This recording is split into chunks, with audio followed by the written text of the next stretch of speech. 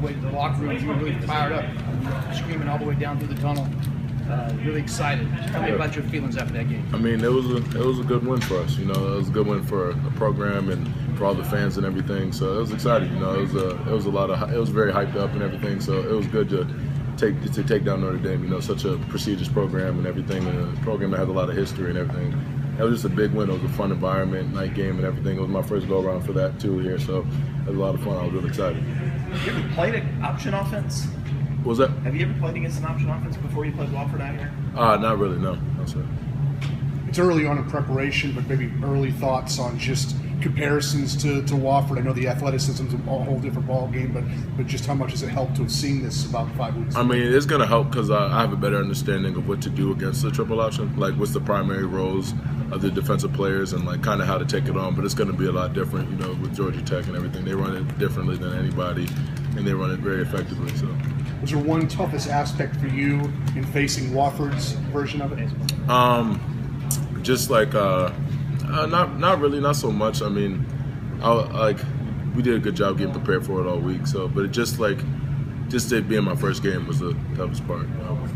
This is the first week I think you've been listed as co-starter at defensive tackle. Does that mean anything to you? Or? I mean, no, not really. My job's still the same. I mean, I still got to do the same things out there. I still got to produce the same way and everything. So it doesn't really mean anything to me. Have you and Mitch had much interaction on the field, whether like in practice? You and Mitch? Oh, practice or anything? Not really, not too much and everything. Okay. I didn't know if maybe you could like have some experience like going up against someone like one-on-ones or anything. Oh no, but I mean, if they'd like to put me at end a little bit, that'd be fun. You're a guy who's gotten to play right away. Look at a guy like Kevin Dodd who had to kind of wait his turn and kind of mature and grow up a little bit. Do you respect a guy who's stuck with it and worked hard and developed?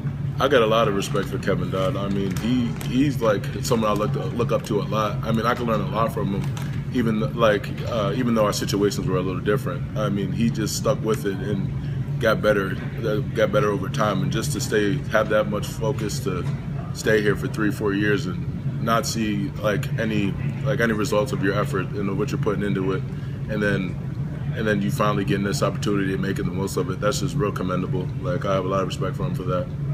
Do you ever think about what that might be like, since you are a guy that's been talented enough to just jump right into the fray? I mean, yeah. I mean, because it happens to a lot of people, you know. But just for someone like Kevin, I have a lot of respect for it. Have you played in rain like that before? Obviously not a hurricane, but really hard rain, bad conditions like that before. Do you enjoy that type of thing? Not really, but I enjoyed it. It was a lot of fun. You know, you always dream as a little kid to play. You always want to play out in the rain and stuff. It's a lot of fun and everything. So I mean, that was just kind of a little kid experience for me a little bit. Backyard football. Yeah, exactly. Were you on the field for the 2-point conversion? Yeah, I was. I thought so, and then I saw you celebrate. Kind of walk me through that and what it felt like. There was so much joy that you could see with you, what that was like. I mean, just it was just such a big stop, and you knew the game was essentially over at that point. I mean, it was just, I'm sure that the fans and everybody watching, it was deflating, but I knew we just needed one more stop and everything. So I knew we could do it. I had 100% faith in the team, and we came up with the big stop, and I was just really excited. You know, it was a real great moment with my teammates and everything, just to run around on the field a little bit after we made that great stop. Talk about the team's mentality. The first 3 quarters, you guys pretty much owned that offensive front, and that running back couldn't get out of that backfield. They couldn't get anything over a 4-yard screen pass out there. The fourth quarter, things changed a little bit. They got a little bit urgent, started throwing things, out of urgency out there at you. What's the mindset of you guys going into that fourth quarter when things started to turn the other way? I mean, if we just we just knew if we stuck with the plan, it would eventually work. I mean, we just made a bunch of mental mistakes, which are easily fixable. Yeah, I mean, we just guys just weren't where they were supposed to be and things like that. So, I mean, looking at the film, we could definitely get better going into this week and get prepared. Do you attribute that not being in place to being mentally tired? I don't think it was that was really a factor. I just felt like we just weren't doing what we were supposed to really. I mean, we do, Coach Batson and all those guys down there do a good job of getting us in shape and everything. I mean, so I don't think it was the physical fatigue or anything like that was really hurting us or anything like that. How familiar were you with Georgia Tech and their offense before you got here? I mean, not really familiar. I mean, they run really like an offense I've never really seen. I mean, it's a little different it's very different than what I'm used to. I mean, I didn't really get any type of look against a triple option until Wofford, and that was different for me too. And Georgia Tech runs it like no one else. You know, I mean, they have they do it way different than anyone. What makes it different? Than Just Wofford? just like their whole speed and athleticism, and I don't know, they just run it effectively, and they just got better. Like, they just got different athletes out there, really. So, What's the hardest part about defending that kind of? cut blocks. Yeah. You got to be prepared for the cut block. So you got to prepare. You got to prepare differently this week because you want to play fast and you want to play physical, but you also got to be ready, like mentally and be ready for the cut blocks. Really.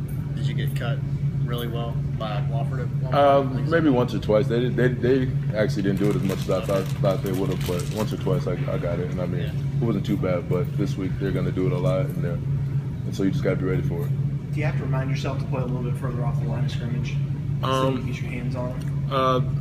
Kind of. You just want to be ready for it. You know, do what you got to do. Whether it's just staying lower so that you get your hands on them as soon as they go for your legs or anything like that. So This is the second offense in a row where they've lost a lot of key players to injuries. Do you guys even realize when guys are hurt for the other team? I mean, no, not really. You don't really focus on that. You just really focus on the job you have to do and the task at hand for the week, and you prepare you just prepare as if they had everyone's side that they're supposed to.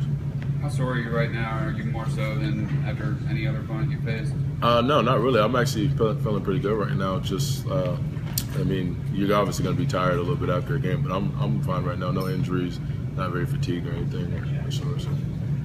Christian's stopping the dive play is certainly number one at going against this. So you just talk about the repetitiveness of this. They almost lull you to sleep that you're thinking, okay, I got to stop the dive, got to stop the dive, got to stop the dive.